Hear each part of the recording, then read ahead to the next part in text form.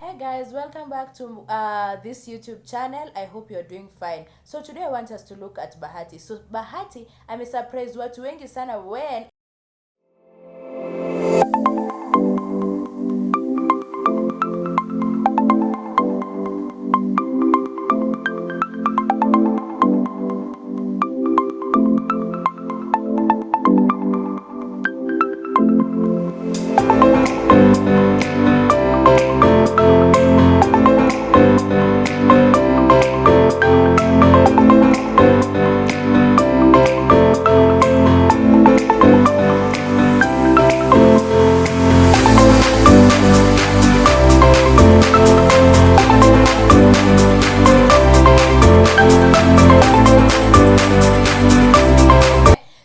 you've seen for yourself.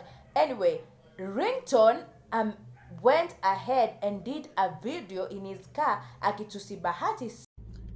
Hello wase. Mimi leo nimejam sana.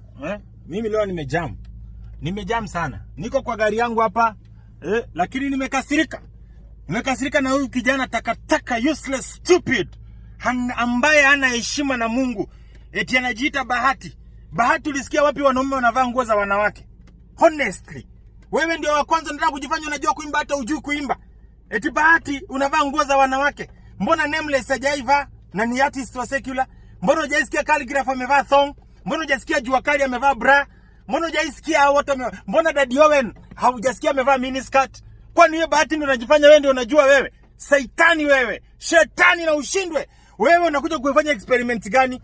Ama unalipwa na nani? Ama unalipwa na gay community? Because tunajua you are broke guy. You can be paid by anybody to do anything. Ama unalipwa na mashoga. Ndio market ushoga. We are not going to allow ushoga kuwe common in our country. Kenya is a Christian. So after Ringtone ameongelelea about Bahati. Bahati went ahead kinda on his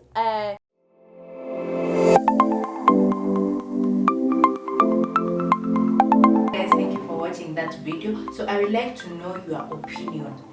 Ni Ringtone na Bahati ni kiki wanatafuta ama what is really happening? So please remember to comment down there, remember to like and subscribe to this channel. Thank you so much. Till next time.